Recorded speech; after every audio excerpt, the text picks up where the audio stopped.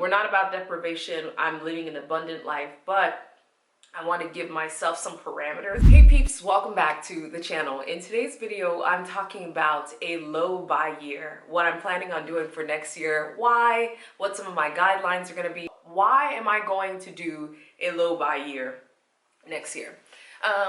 This year was a kind of tough year for me emotionally, if I could just be transparent, as I always try to be on this channel. And I found that I was coping in some kind of interesting ways. And so I've always identified as a minimalist, at least in this part of my life. And all of a sudden I was finding myself like browsing the internet and looking for things to buy all of a sudden. Like I had this idea of this perfect curated life that a minimalist would live. And so I was trying to swap out a lot of products that I had. And I was like, oh, I don't want to have that because that's ugly. I care a lot about aesthetics in my life. And so I was like, oh, that's ugly. I'm going to get rid of that. And so in my attempt to curate this really nice aesthetic Pinterest worthy life, I was buying a lot of stuff, or at least contemplating buying a lot of stuff. At my core, I'm still pretty frugal, so I wasn't buying a whole lot of expensive stuff. I wasn't really buying all that much, but I noticed that it was more than previous years. So I found that a trigger for me was when I was bored or when something had like bothered me. I don't know how to even describe this, but sometimes I'd be very agitated about something and I'd be like, I just need to go to the dollar store. And I would hop in the car and just go to the dollar store and just like browse amongst the aisles, and sometimes wouldn't even find anything. I started figuring out like, oh, something is triggering me to start going to the store and like aimlessly just wanting to go to the store or even buy things I don't actually need. So that alerted me that, ooh, I need to do a reset of some sort. For the low buy, I don't love to restrict myself too much, which is why I'm going with a low buy instead of a no buy. I'm acknowledging that I'm trying to cut back on some of the expenses. So I want to make sure that all the extra fluffy expenses are out of the way. And so I'm doing that by making sure I have a low buy and taking all the rest of that money to saving for those big goals that I have. And I watched a bunch of videos of people talking about their low buy, how they approached it, what their rules are. And even for me, just hearing the idea of like, ugh, a year of rules sounds really unappealing to me.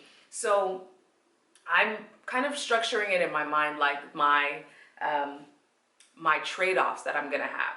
So here are some of my trade-offs.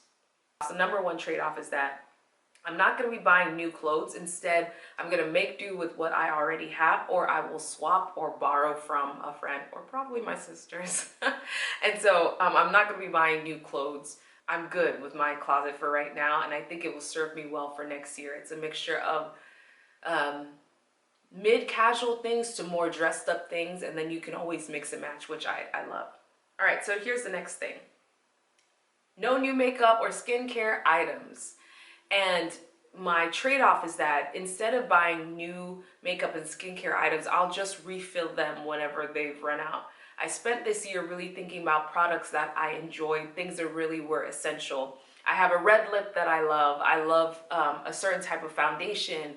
And so those are all the ones that I'm going to be using next year. All the products that I was experimenting in and trying to figure out if I like them, I figured that out for myself, and I've set those aside. Okay, that's what I'm going to be using exclusively for next year. But for this year, I have some makeup products that I have to like run out of and make use of. And it's funny because when you look at the makeup package, I guess not many people look at this, but there's a little number there that has the date, the expiration date. Like when you first open this makeup item, you have like 10 months, 12 months to use it. And I haven't always paid attention to that, but I noticed a few of my makeup items were expiring soon. So I'm using the rest of this year, the last few days of the year, essentially, to get rid of all of those things, to finish them and decide, do I like this? Would I do a refill of it if I ever ran out? And so I'm doing that right now. A lot of them are drugstore makeup products, which are just as good sometimes as the higher end ones, but I wanted to make sure I made use of all those things and got rid of them. Skincare products as well. I found the skincare products that work with me. I've been moving to more cleaner ingredients and things that are less expensive, things that are simpler. And so rather than buying skincare products, I'm going to do experiences. I've been getting facials more. I'd rather do a facial than try to buy all of this skincare stuff that may or may not work. So that is an expense that will come up, but it's an experience. And I'd rather spend on experiences rather than items and products, if that makes sense. All right, here's a third thing.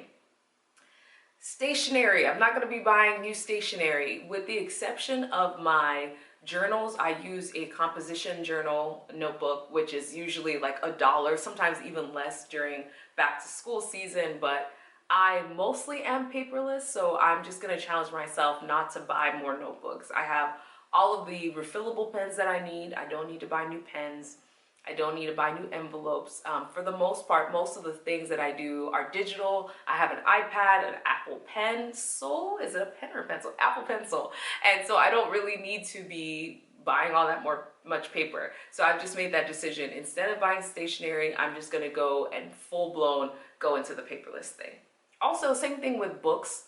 I'm not buying books. I really didn't buy books for a while because I've always been using, I've said it so many times on this channel, I'm going to be going back to my favorites, Hoopla and all the other digital library apps. So I'm not going to be buying any paper products really. I even created a new journal, and that is paperless as well as an option. So I want to make sure that as I'm being paperless, I'm giving people paperless options as well.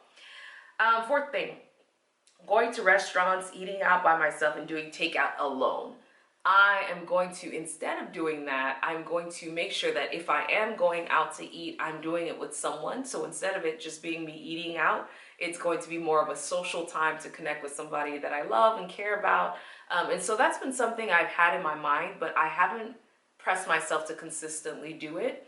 And so I'm going to allot in my budget 1 month's worth of some going out, whatever. Number 5 is additional courses and classes. I'm just a person who loves to learn and grow, so I'm not saying that I'm not going to buy courses or classes.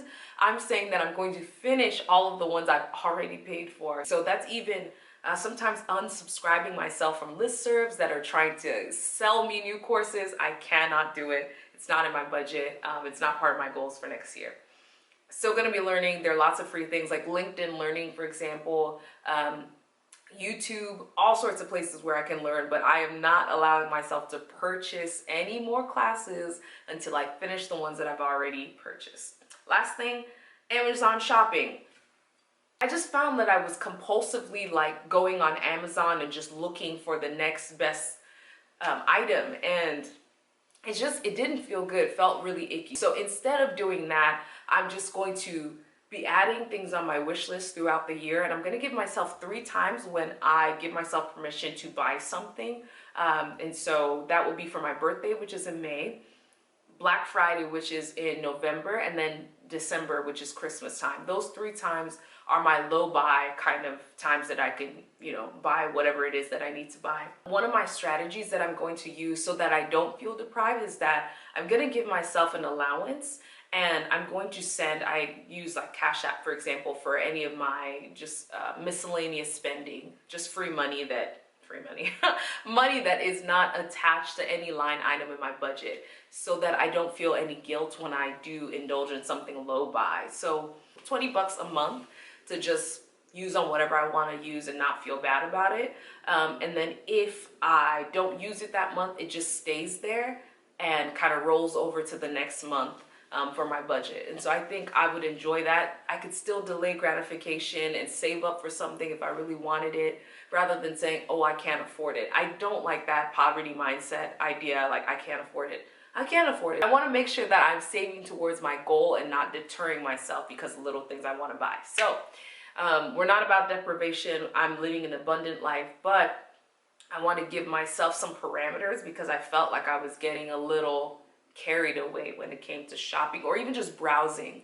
I noticed that my browsing was up. Even if I didn't press any buttons to purchase anything, I was browsing a whole lot. And last thing I'll say is that I'm going into my Jesus year, 33 years old. I'm going into 2022 with this idea of abundance. And my favorite verse that I've been holding on to for next year is Psalm 23, I think it's 11. And it says, "The Lord is my shepherd. I have all that I need." That's the New Living Translation, which I just love. And it reminds me that I have everything that I need. Literally, I can't think of anything that I really, really need. I have everything that I need by the grace of God. He's just been really faithful. And so I don't want for anything. And I have to remember that when my mind is telling me, "Ooh, you need that best next thing." No, I don't. I'm good. I have everything I need. All right, thanks for watching, everyone. If you've ever thought about doing a low buy year or a no buy year, leave me a comment below. If you've done one before, I'd love to hear any best practices and tips that you have. Take care, everyone. Thanks for watching.